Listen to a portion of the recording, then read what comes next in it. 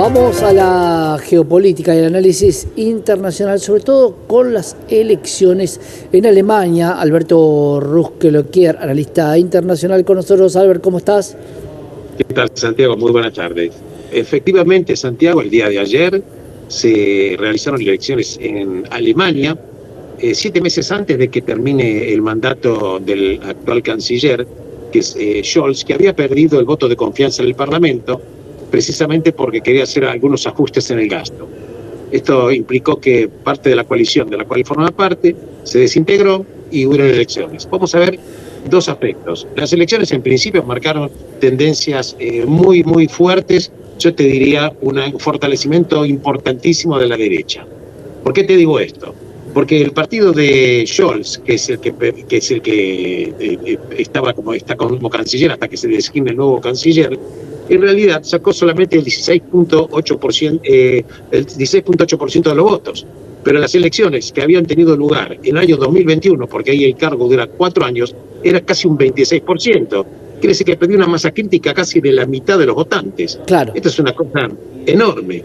Y el partido de ultraderecha, que es Alternativa para Alemania, que lo van a ver en AfD, como en la sigla, que es Alternative from Deutschland, en realidad hizo un bacatazo enorme porque duplicó el caudal electoral, llegando a un 20,5%. El que ganó las elecciones, en realidad no es un partido, sino es una alianza de dos partidos, que es la Unión Cristiano-Democrática, que se unió con la Unión Social Cristiana, que lograron un 28,5% de los votos. Los verdes perdieron también caudal político, habían tenido un 14,7% de los votos en el año 2021, se quedaron con el 11,6%, y bueno, prácticamente sobre eso va a jugarse el tema. Ahora viene el tema de las coaliciones. En las coaliciones, obviamente, el partido de ultraderecha, AfD, Alternativa para Alemania, tiene un caudal del 20,5%. Pero resulta ser de que los que ganaron las elecciones, que son los conservadores, dicen que no quieren hacer alianzas con la ultraderecha. Pero estas cosas, vas a ver, Santiago, que el poder finalmente encuentra su cauce desde el punto de vista práctico. Porque si bien es cierto que el que ganó las elecciones dijo que no quiere a la Alternativa para Alemania en la coalición, pero Alternativa para Alemania quiere entrar en la coalición, como queriendo decir, nosotros los estamos esperando porque estamos dispuestos a integrar el gobierno. Ahora bien, es cierto que Alemania, cuando hablamos de Alemania, estamos hablando de una economía enorme. Es la tercera economía del mundo, un PBI de 4,3 trillones. 4,3 trillones. Es importante saber que Alemania, como país, es chico en cuanto a superficie geográfica. Tiene apenas un 20% más de la superficie de la provincia de Buenos Aires, 357.000 kilómetros cuadrados. Pero tiene un PBI que ya viene cayendo en los últimos 2 años, achicándose. Fue el año 2024 se achicó 0,2%, el año 23 se achicó un 0,2%, y las estadísticas, o por lo menos las proyecciones de los organismos internacionales, dicen que Alemania quizás crezca, quizás en el mejor de los casos un 0,7%. Concretamente, la verdad que los alemanes le dijeron que no a estas políticas que no le trajeron mejor nivel de vida a los alemanes, y te estoy simplemente comentando cuál es la queja del promedio del votante alemán.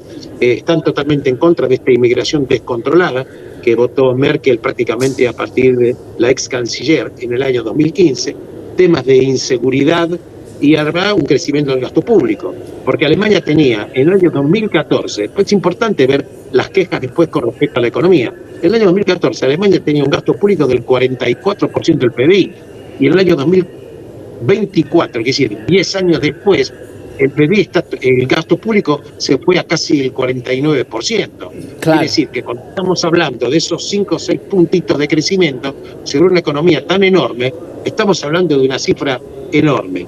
Y también, ¿cuáles son los desafíos que va a tener que enfrentar Alemania? En principio, Alemania está atrasado desde el punto de vista, aunque a la gente le parezca mentira, está perdiendo el tren de lo que es la economía digital. Y la economía esta va a tener que un poco ayornarse más rápidamente de lo que le está haciendo. Alemania tiene, además, el motor fundamental de su exportación es la industria de los automotores. Pero ¿qué pasa? Alemania no ganó la carrera del coche eléctrico. El mayor productor de coches eléctricos del mundo es China. Entonces Alemania, que tiene el 30% de lo que exporta, más de lo que exporta para darte una idea, Alemania exporta 583 mil millones de dólares. 583 mil millones de dólares. Entonces, ahí estamos hablando de que el chino le está ganando la carrera y le sacó un motor de crecimiento a Alemania en ese plano. También Alemania tiene un régimen impositivo muy elevado, tiene una burocracia enorme, son temas absolutamente que hay que atender y entender. Albert, ahí te quiero preguntar, porque Alemania es el sostén del euro, como muchos dicen. ¿Qué pasa con esa situación y la inflación en la zona, en Europa, básicamente? Bien, Alemania representa la economía más importante de toda la Unión Europea. Para darte una idea, toda la Unión Europea tiene 18 trillones. Alemania prácticamente es el 25% de toda Europa. Claro. La economía sur de Alemania. Para darnos una idea, te doy un dato que me parece muy importante. ¿Por qué Donald Trump se está agarrando la situación con Europa y con otros países más? Veamos. Trump dice que no quiere seguir gastando plata. Veamos qué dice la economía o la macroeconomía. El déficit comercial que tiene Estados Unidos con China, por ejemplo, con China está en 295 mil millones de dólares por año. Pero el déficit comercial que Estados Unidos tiene con la Unión Europea es de 235 mil millones de dólares por año. No es un pequeño menor. Paso también a comentarte que con México, Estados Unidos tiene un déficit comercial de 171 mil millones de dólares. Entonces Trump está atacando para mejorar un poco los algoritmos económicos, metiendo el dedo en la llaga.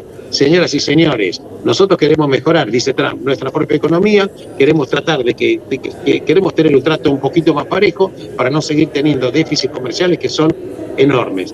Y justamente agarrado de la mano con esto, no es casual que la semana pasada un asesor del presidente Trump dijo que fue tirado a la basura prácticamente 320 mil millones de dólares que Estados Unidos dio en ayuda a Ucrania, simplemente para provocar más muertos y para enfrentar una Rusia que no la podía ganar. Entonces vemos nuevamente cómo se está dando la mano la geopolítica con la economía. Entonces las decisiones se están tomando también en función de lo que está pasando en la macroeconomía. Ahí, Albert, sí. Para la próxima te dejo un título que quiero que lo desarrollemos. ¿Estados Unidos se quedó con una Argentina dentro de Europa, hablando de Ucrania, entendiendo que tiene una extensión bastante importante dentro de lo que es Europa y productos muy similares a los nuestros? Sí, absolutamente. No te ves que es un gigantesco productor de alimentos, pero ahora se descubrió, o se está poniendo en tela como gran sorpresa, las tierras raras. Las tierras raras, que son hechos fundamentales desde el punto de vista de la geopolítica. Es un tema fundamental. Y entonces sí, eso lo vemos la próxima, porque quiero que comparemos Ucrania con Argentina. Si no terminaba la guerra o la invasión, si Argentina tenía más posibilidades y teniendo Estados Unidos hoy la posibilidad, entre comillas, de colonizar, porque claro, le deben plata y de alguna manera la tendrán que pagar, de tener Ucrania, si a nosotros nos va a relegar un poco más. ¿Lo vemos la próxima? Bueno. Correcto, simplemente te digo que lo que vos decís que es perfecto y brillante, porque es lo mismo que le dijo Estados Unidos al presidente Zelensky. Tienen que devolver y compensarnos con las tierras raras toda la ayuda financiera que le hemos dado. Un abrazo enorme, Santiago. Gran abrazo, Albert. Alberto Rusco-Lequier, analista internacional, doctor en economía, contándote de la geopolítica. Lo venimos hablando con Alberto durante todo el 2024. La geopolítica va a ser en este 2025 una de las cosas en agenda para tener en cuenta constantemente, porque la economía del mundo está cambiando.